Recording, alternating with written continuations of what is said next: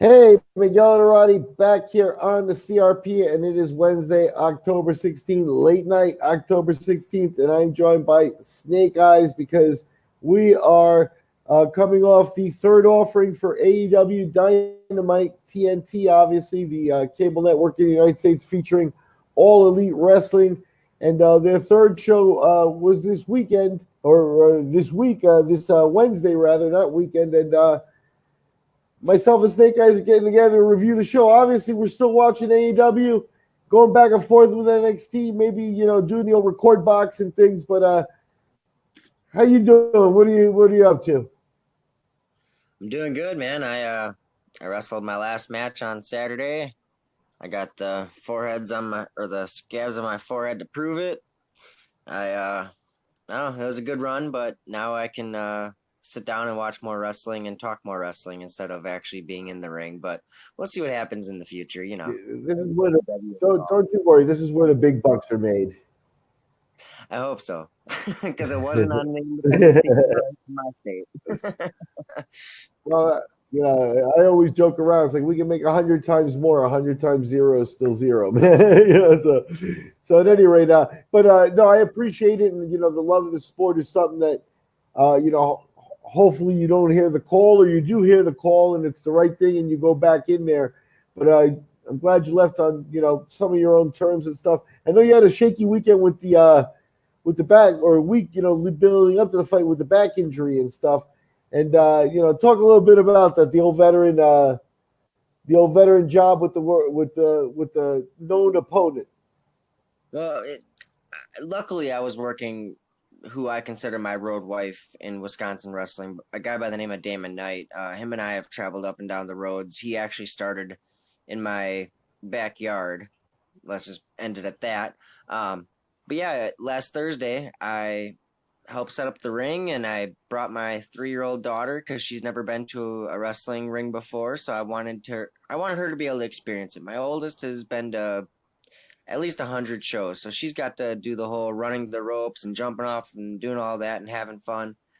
So here I am running with my 3-year-old. I'm taking bumps for my 3-year-old, and I did a handspring into the ropes and landed all goofy and threw my back out, like all out of whack. Could not bend my leg, couldn't bend over, nothing.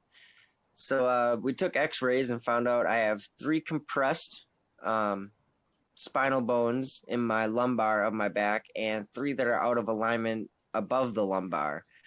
And he said if I do take a serious enough blow, I could actually sever my spinal cord that's close to my tailbone, the very end of it. He doesn't think that would happen in wrestling, but I mean, things happen. So health obviously takes over more, especially now that I'm 33. I'm not 20 anymore. So injuries racking up. I'm glad I got through it. Luckily, it was, like I said, it was my best friend, so I know him like the back of my hand, and we brawled it out. I mean, he zip tied me to the ropes and hit me with vinyl records over the head, and um, he smacked me so hard with the license plate to the back, the numbers were able to be read in my back up until yesterday. And then I took his finishing move onto about 150 thumbtacks, and I've never done a spot on thumbtacks before, and I was scared shitless. It's But funny. I recently saw an interview with Chris Jericho, who we're going to talk about a little bit here. And Jericho, obviously in the conversation for the GOAT, but obviously got to a certain level, it's certain quick and stuff, and he'd never done a thumbtack bump either. So he did one here recently for AEW actually. So that's a real veteran and a real pro for you, putting in the work still. A lot of guys might say, not at 49, thanks. But I give him credit all the way around. But anyway, so he made some phone calls, and he called up, a couple of wrestlers. Hey, you ever did a thumbtack spot? They're like, yeah, they're just, it's no fun. They're whatever. Finally, and he calls up, Bully Ray is the last guy he talks about. Bully's pretty well known for the spot, and we figured, maybe Bully'd have some advice, and he's like, how are they? And Bully Ray said, they suck. needless How to was say, yours? it was a last second choice when Damon launched me up and caught me after I tried throwing a super kick. I whispered near just put me in the tacks, bro, because he took the tack bump off the top rope. So that's like his signature thing. He likes taking that tack bump. And, I kind of figured, this would be my only shot at ever saying I did a thumbtack bump. So there we did it. And it hurts. It hurts going in, and it hurts even more going out when the air first hits. And the next day it radiates. Like you feel all of that the next day. So, I mean, it was an experience. And then I sat in my car after my match and still had a thumbtack in my gear, and got jabbed in the ass an extra time just as hey, just so you know, this is what it felt like. It's fun, I mean, not to make light of the subject and stuff like that, but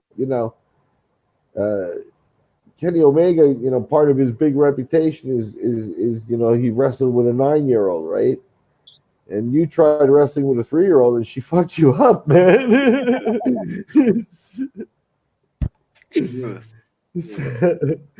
So anyway, let's get on to the fun of the AEW show tonight. We had the third offering, so they're getting, a little bit in the swing of things. And, right off the top, I noticed, the commentary's starting to gel a little bit more, Jim's starting to get to know the talent a little bit more and get to be able, he's not asking for as much help in spots and things like that, And then you heard a couple of good pieces of news where I think it was Darby Allin. He said he went to eat, he went out to eat with. If not, it was one of those other guys like that. But I'm pretty sure it was Darby Allin that he had lunch with or something like that.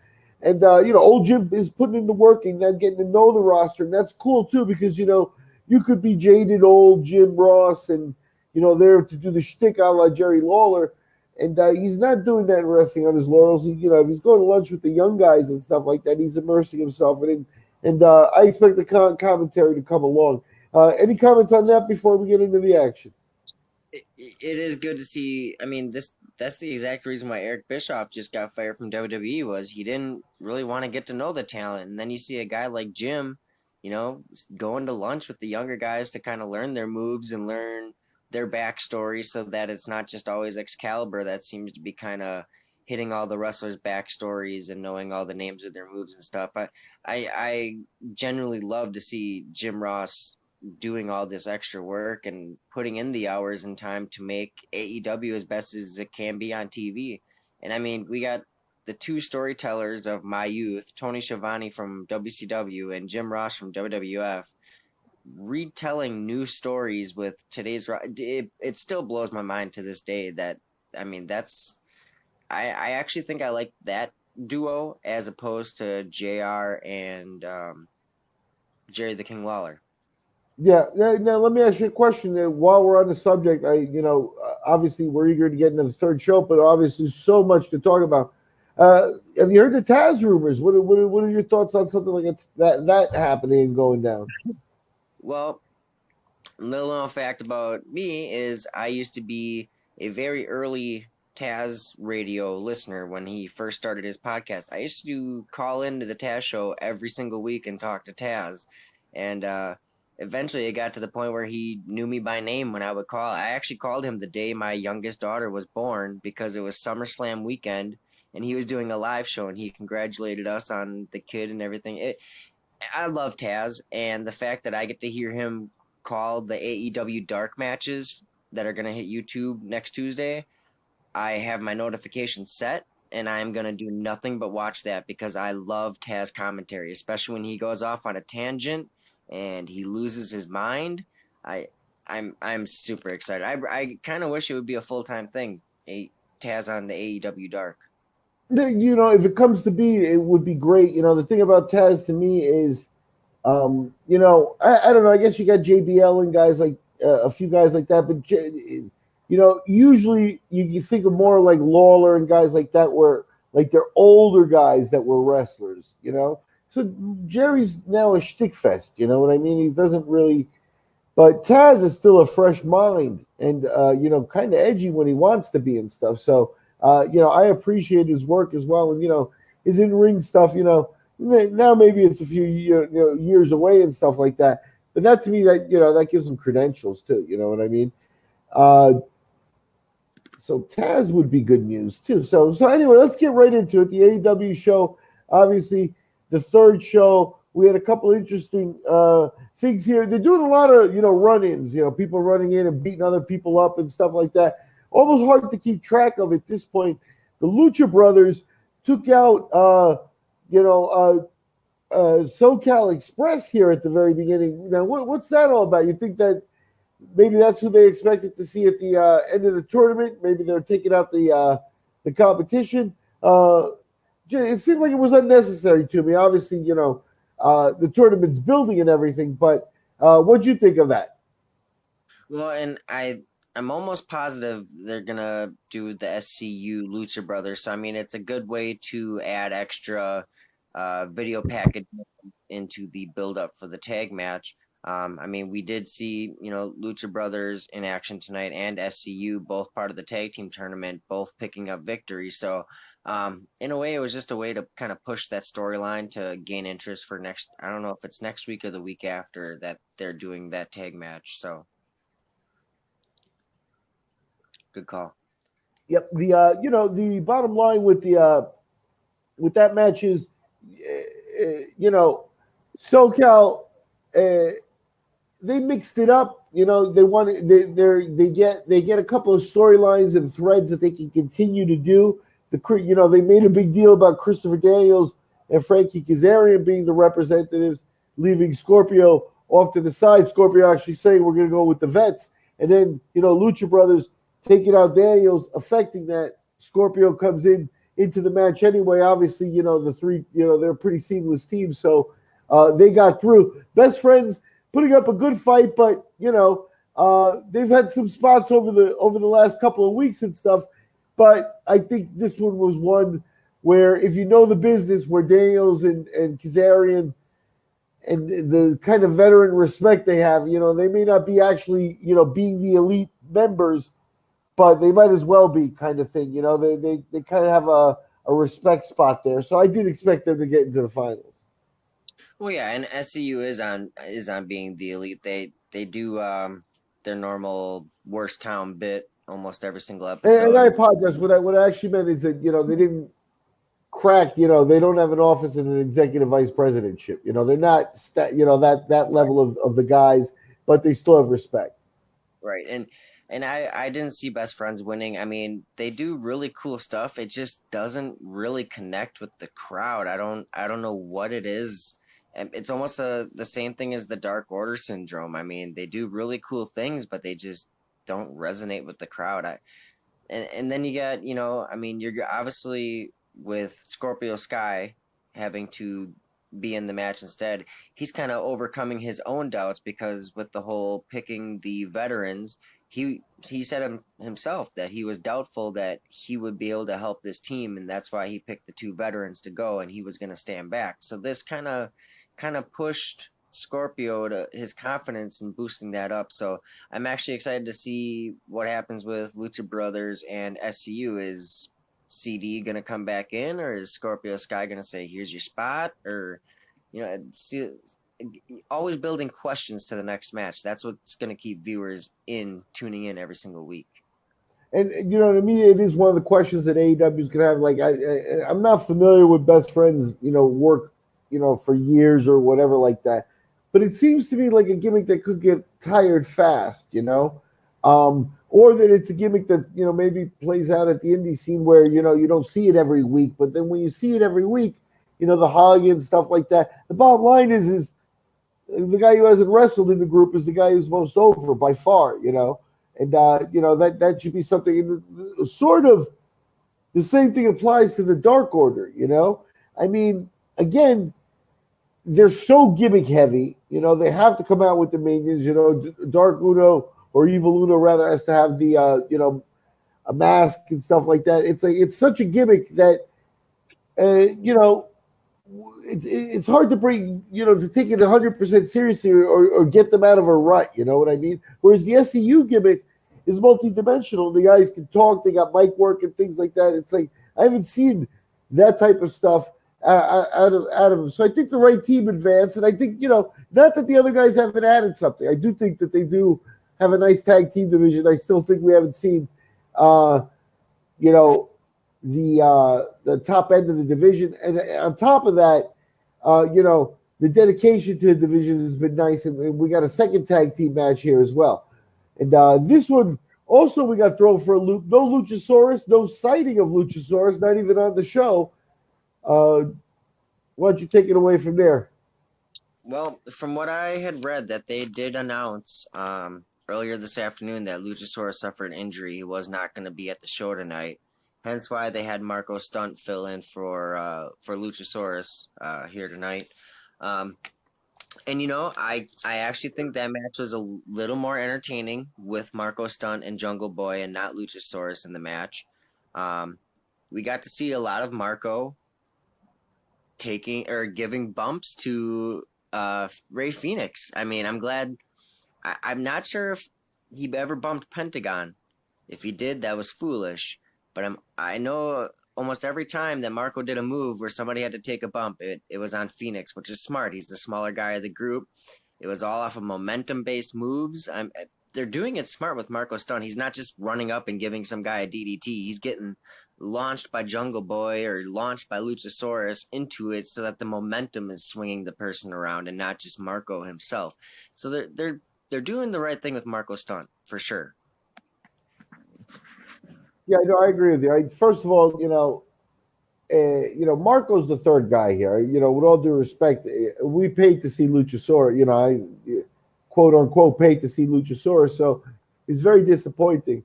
And now what you have is a team of, 150 pounder is the giant of the team. You know what I mean? So it becomes a little bit more of a gimmick match, but I think you're spot on in that they've really put in work to make it look, as close to realistic as possible in terms of Marco and the way he bumps and stuff like that. And like I told you, it's an extension of what, the old classic midget wrestling. I think this is the way to go in that, you're no longer really going to be able to do, little person versus little person or, that sort of stuff. And so it's going to have to be a guy who's like a hybrid like this where, he's, between Marco Stunt, Riho, and Darby Allin, who the hell takes more damage? You know what I mean? Right. And tonight too, we got to see more of the Lucha Brothers playing the heel role. I mean, normally they're kind of the tweener where they get cheered and booed, but tonight they're more vicious. Their facial expressions are more serious. And mind you, I watched the show with no audio, so I have to configure everything just by what I'm seeing on the screen because I'm at work. So when I say, the Lucha Brothers played more of a heel role, I couldn't tell if the crowd was cheering or booing, but from the looks of it, they were booing. So to me, I can automatically tell who's the baby and who's the heel. And I actually kind of like watching the show with no audio and then rewatching it with audio because you have to pay attention more to the moves and everything else in ring wise and the way the crowd's reacting to it. I kind of dig it, to be honest with you. Yeah, the crowd definitely, right now I would say almost the AEW crowd, it's the third show. Everybody's got enthusiasm, overreacting at this point. It's like, collar and elbow tie up, and you got the crowd cheering, "This is awesome!" So it's not quite like that, but yeah, they're a little over enthusiastic. But yeah, they were right in that. And Jack Perry really, he's the guy in there. Marco Stunt definitely also got a lot of respect in there, and the other guys are superstars. The tag team, the Lucha Brothers. But Perry really is the guy that attracts the fan attention there and stuff like that. So I thought it was a good match. Obviously, the Lucha, especially with the replacement, there's no way that the Lucha Brothers. It just would make no sense to have to take a loss in that spot. So I think that part there, there's only so much they can do, right? So moving on from there, we had the AEW Women's Title match, and this featured Riho taking out Britt Baker, and Riho is like I said, really over on previous podcasts, and she's very popular here. Britt Baker, in the little introduction I've had with her here on AEW, not being familiar with previous work, she came up a little flat to me, that could be circumstance, she had a guest spot during the Riho Nyla Rose match where maybe she just was uncomfortable because of Nyla and the transgender thing, and maybe she just wasn't, ready to flow and rap about that. You know what I mean?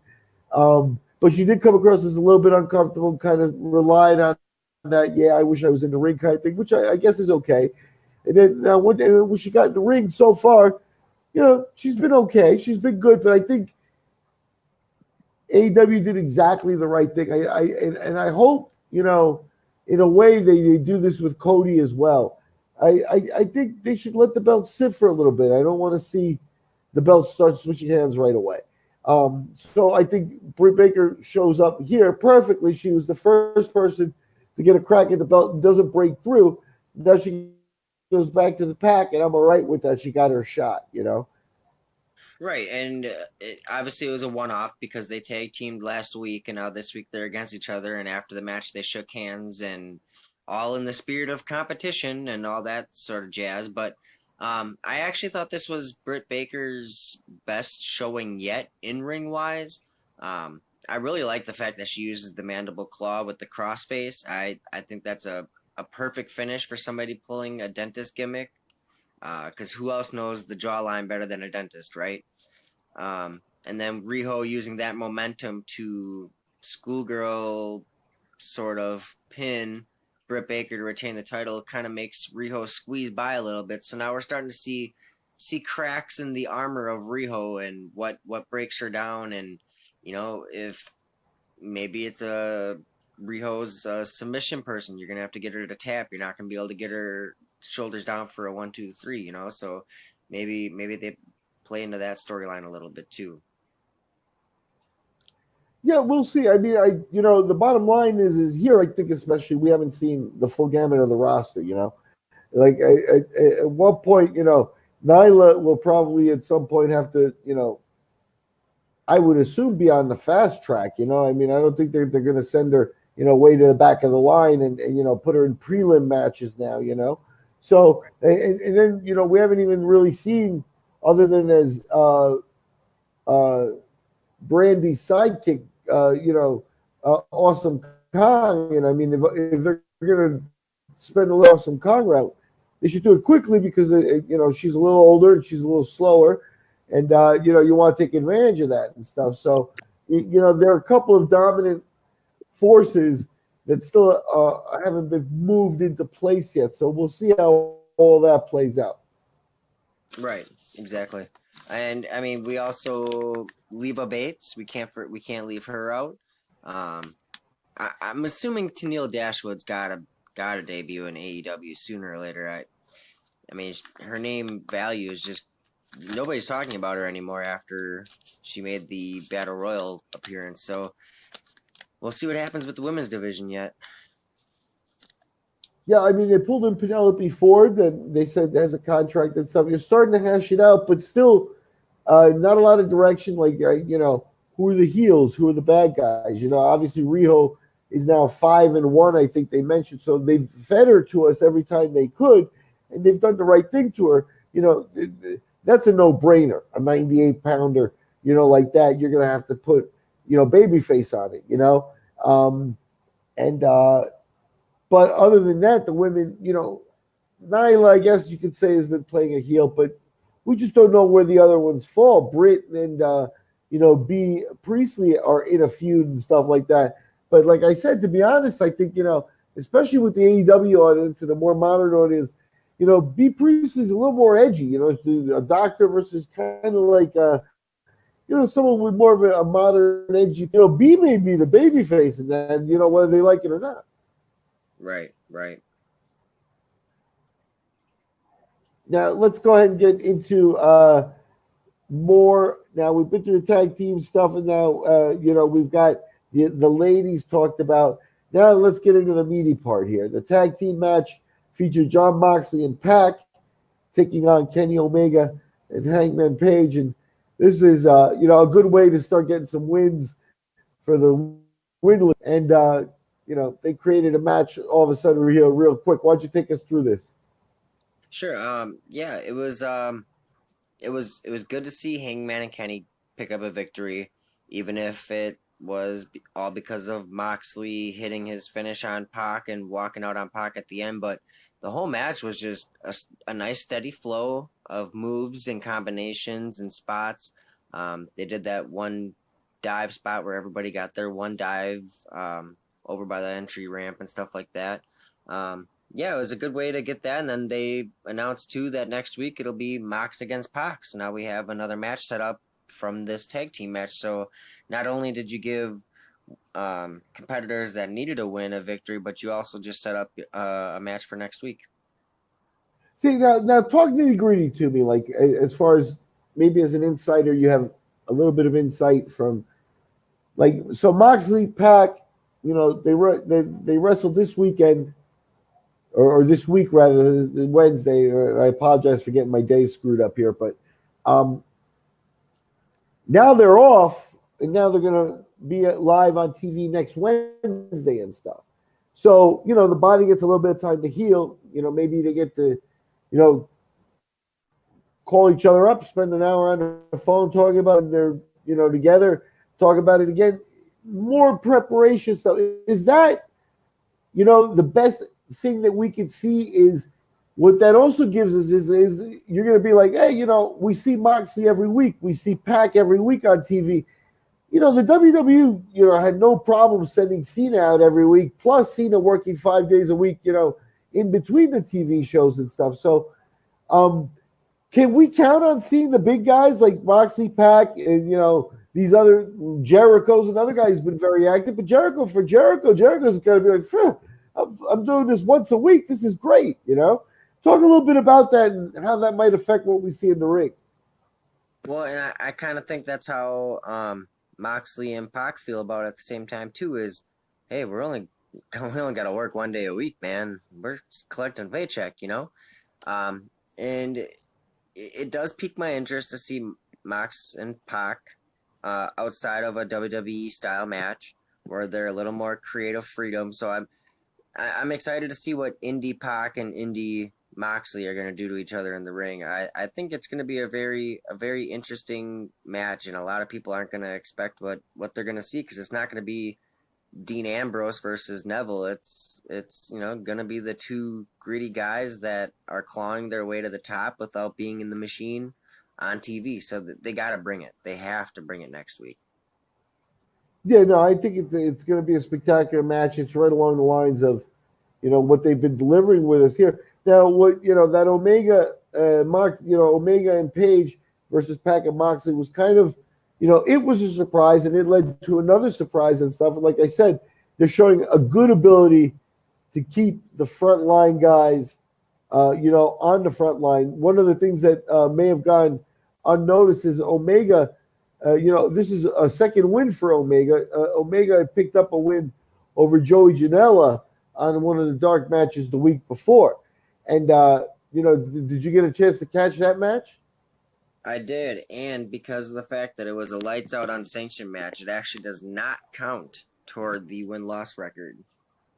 No, you're actually absolutely right, and that's a detail they mentioned. So, you know, I screwed it up there. But the reason I wanted to bring it up is, you know, Janelle is a guy that we haven't seen on the TV show yet. And, you know, I'm at the point where, especially after seeing, you know, the fact is they took the kid, you know, and they kind of bring him up as this, like, you know, kind of anti-hero, you know what I mean? And, you know, then you get people like Jim Cornette and stuff that tear this guy apart on the internet and stuff.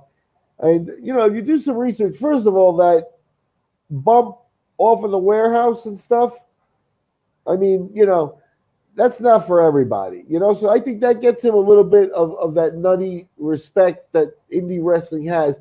But then you got to take into account, they put him in with Moxley and Omega. So they're putting him in with their absolute frontline guys. And he's held up. He can fight, you know? It hasn't looked like a jobber versus, you know, he's had his versus a frontline guy. It's looked like a guy who they've given him his moments and stuff, and he holds water. I think Cornette's wrong. I think Cornette, you know, not everybody from Cornette's area, even who's Cornette's guys? The Rock and Roll Express? Yes.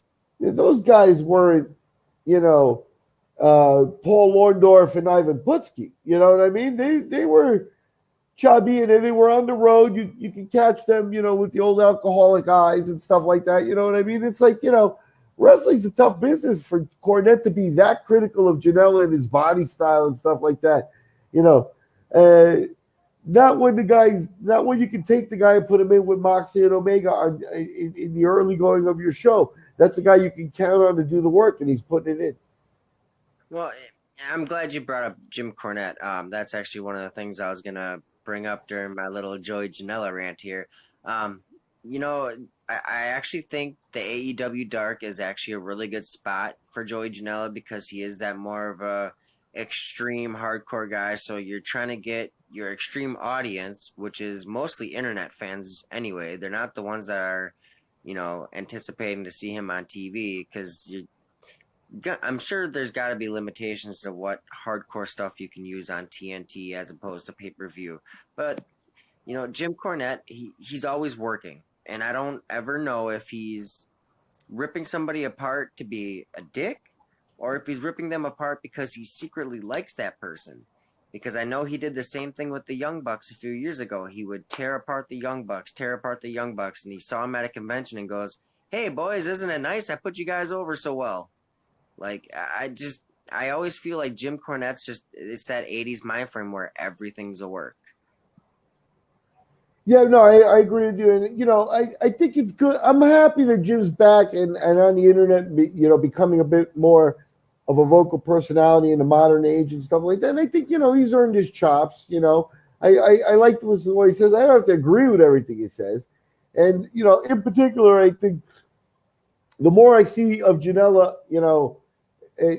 after this last, that Omega match, Janela's a good company guy, and I'm not talking about a hand in a bad way. I'm talking about a guy that I can see why they've had him aboard from the very beginning, and that's because you can put the guy in with anybody in there and, take into account. Now, where Cornette might be right, his limitation might be, him against Jack Hager may not look great.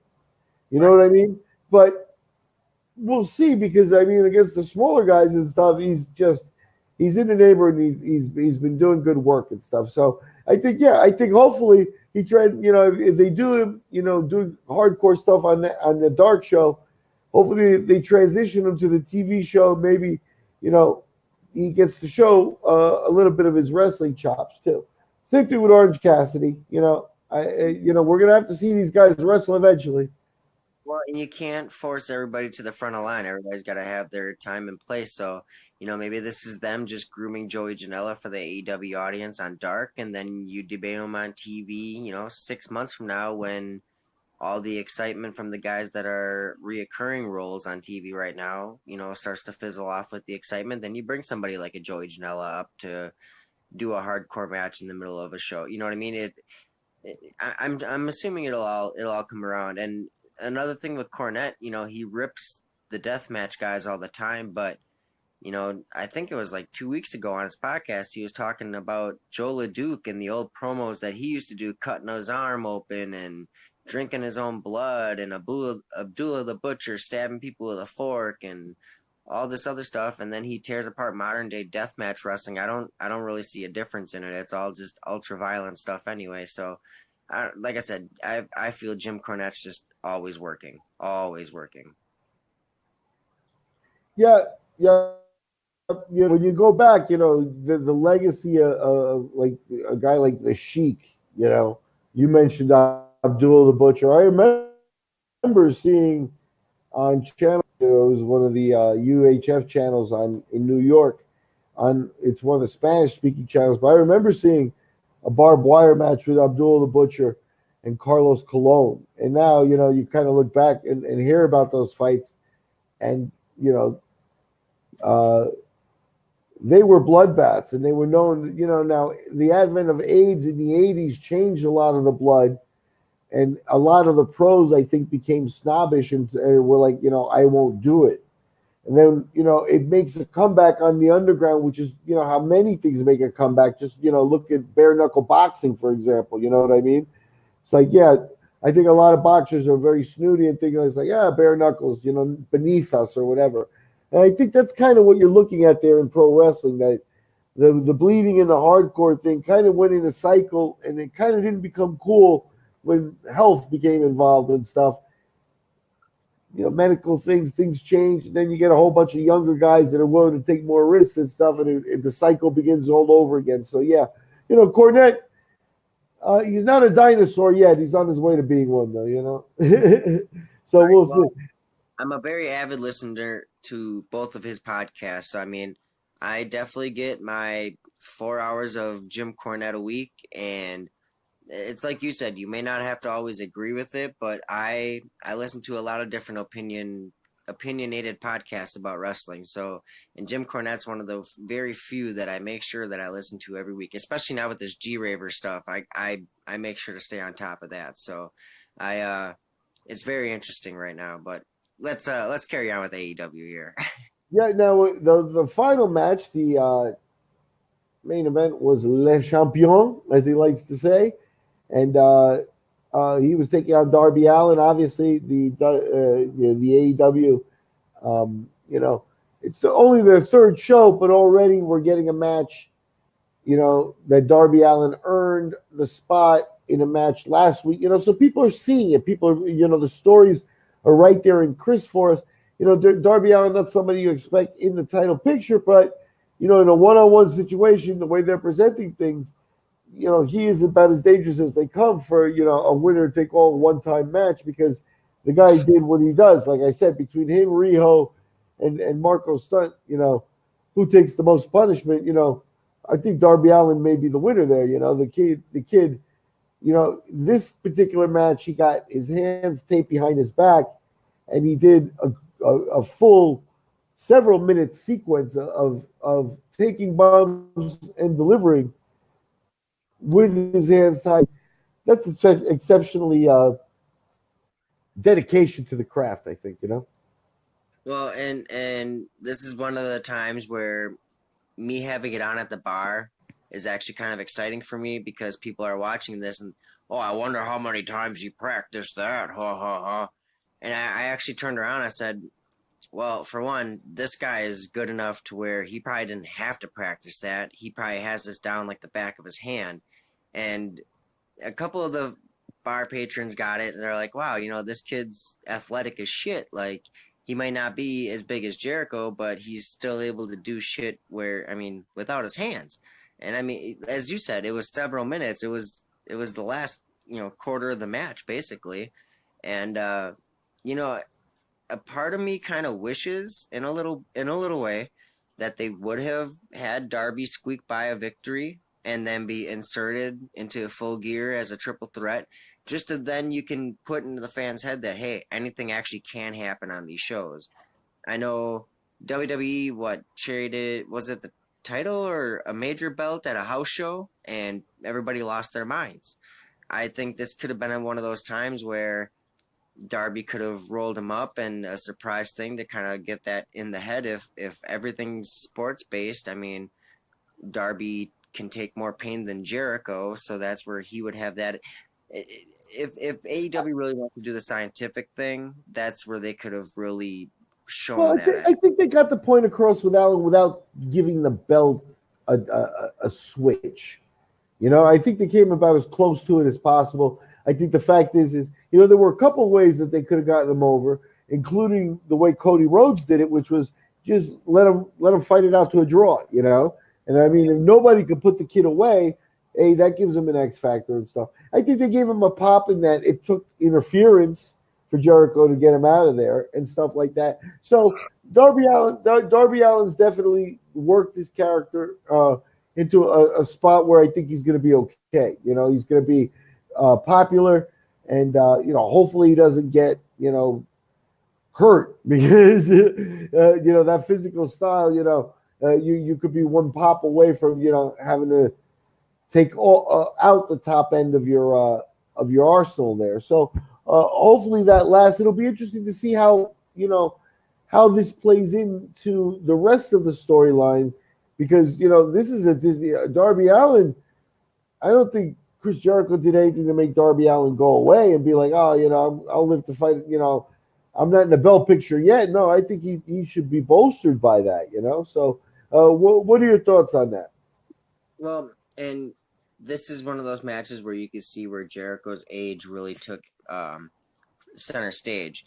There was definitely a couple of times where, to me anyway, it didn't seem like he could keep up with how fast Darby is able to be in the ring, because Darby is super quick. I mean, he's, in all essence, Darby is what I would consider Finn Balor in NXT to be. He's a younger guy. He's hip. He's not a bad looking dude. He's got cool face paint. He rides a skateboard down the ramp. I mean, all these kind of in things that he has is in one package. And I definitely wouldn't be surprised if they ever launched a secondary belt, like a TV title or something along those lines, that he would be probably the first champion or the first challenger for a said secondary title. Yeah, I think they spotted him. They spotted him as some potential when Havoc put him over. I think that was a nod to the fact the kid's doing good work and the company's going to reward that. One of the other things I want to point out, and I mentioned it, with Cody Rhodes coming up against Jericho, we all expect that now. Here's, this is just complete me, shooting off the cuff here. But, John Cena, Randy Orton, they all go down the Ric Flair path. Now you got, Ric Flair, 16-time world champion, in 40 years, Now you got Charlotte Flair is already a 10-time champion, 4 years, I'm not a big fan of that, count the number of championships and stuff. Now, with that in mind, Flair obviously is the pedigree guy from that time, but there was a time where his top and number one challenger was Dusty Rhodes, where Dusty Rhodes was clearly the most popular fighter, wrestler in the country. It used to be PWI would have the rankings of most popular, and it was always Dusty 1 or Andre 1, Dusty 2, they would go back and forth. And Dusty is a perfect example of something that is an old storyline that they could bring back, and that is that, Cody is the best wrestler to not really get a fulfilling run with a world championship. Dusty's world titles, they come in at 3, and one of them I think was a 5-month run, but there were no, 6-year run or, time where he spent dominating like Flair and stuff. It was always the pursuit of the belts and how, sometimes he didn't make it and didn't, it was held back from him or he was cheated of it and stuff like that. And that makes a very compelling storyline. And I'd like to see Cody kind of follow that mold. In other words, if he can't break through against Jericho this time, I don't think it's the end of the world. Right. Although it would be, and this is just me fantasy booking, it would be cool to see Cody win, but then you're going to get the criticism of he's one of the owners and yada, yada. But at the same time, like you said, he's never really had a big world title. I mean, he did win the Ring of Honor title. I mean, that was a pretty big moment for a WWE guy to go to Ring of Honor and win the title. And then, he was pretty popular in New Japan. I guess it would be kind of nice to see it, only because he is very over with the AEW crowd. I mean, he is one of the most popular guys they have, and he's a solid in-ring worker. That's one thing that I've never ever criticized Cody Rhodes for, was his in-ring work. I may have criticized the gimmick he was using or had to do, but his in-ring work is always top-notch, especially ever since he left WWE and kind of learned the newer indie style of working. So it's gonna be a pretty interesting match between Cody and Jericho, I think. So, no, but give me your review of Darby Allin overall then against Jericho. I think he actually at times they do sort of have to be careful because I think at times he made Jericho look old. Jericho's kind of gotten, I don't know if it's the clothes he was wearing and stuff, but he's kind of gotten bow-legged too in his old age, and if they're not careful, he's going to start looking like Harley Race. not in a good way. Right.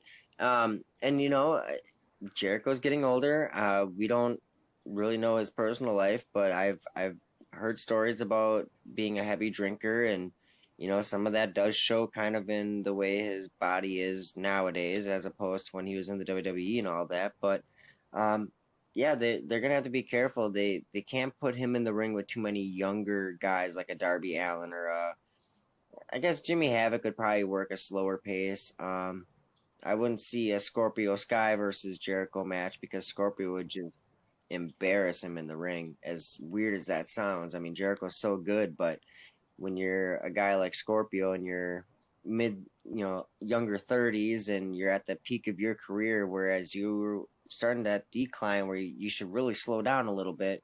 You don't want to Hulk Hogan yourself. You don't want 10 brand new hips every single year and a half. About change the Yeah. gyros in there, No, but not that you don't want matches that look like Ricochet versus the Undertaker. although Ricochet would definitely make that match viewable. I'm just saying that would actually be. I, I know. There's some special guys, and Ricochet's a good guy, but just yeah, Jericho today was one of those times where I was like, maybe he's a little bit past, maybe it's starting to show. He's got such good mic work and stuff that he can hide it, but that 24-year-old they shouldn't do too much of that. Right, agreed. So, what have you heard? We haven't gotten a chance to see NXT yet, but what have you got as far as what the WWE has to go up against all this? I haven't even heard a single thing on social media about NXT, so I couldn't even tell you what happened tonight. I didn't even look it up. The only notes I have were for the AEW show tonight. But before we cash out, so to say here, just to announce the AEW Dark matches for next week Tuesday. They had Nyla Rose against the Librarian Leva Bates. There was a 8-man tag team match with Cody Rhodes, Dustin Rhodes, and the Young Bucks against Private Party, SEMA, and T-Hawk. And there was also Joey Janela versus Brandon Cutler. Oh, very interesting. Very, very interesting. So that's good stuff. We'll get to see that on Tuesday as a warm up for next week's show and stuff like that. So very interesting stuff. I'm Miguel Iturrate, and that's Snake Eyes. We've been reviewing AEW's Dynamite. Their third TV show aired October 16th, Wednesday night, and we've been looking at it match by match, talking about the storylines and threads that AEW has going on. We'll look at NXT and some of the other threads later on in the week here with Snake Eyes, always keeping an eye on the pro wrestling scene. Thank you very much, sir. And, Snake Eyes, everybody, give us a like and, subscribe and stuff. Snake Eyes says he's retired this weekend and stuff, but I got to report to you that I still see a little gleam in his eye. I still see a little gleam in his eye. Always going to be that itch. So anyway, wish him a lot of luck and stuff. And what was the name of that indie show that you were recommending to me? We'll give a recommendation out to the fans as well here as we end it. Yes. If anybody remembers the old studio wrestling shows back in the day, early NWA, they just started a new series on YouTube called NWA Power. It's 1 hour long. It goes by real quick. It kind of keeps you wanting to see more. It's a very old school style feel, kind of like the old Memphis territory back in the day. So far they've had Tim Storm against Nick Aldis for the NWA title, and then they just released one today. But since I was working, I'm gonna go check it out once we're off of here. But it's definitely something to check out if you dig old school style wrestling. Jim Cornette's in it, so there's Cornette again. Okay, and that's NWA Power, you said? Correct. Terrific. And that's a recommendation from the vaults there. And we'll be right back here on the CRP with a myriad of topics. Snake Eyes and I covering pro wrestling 24/7. This is our review of AEW's October 16th show. Thank you very much for joining us.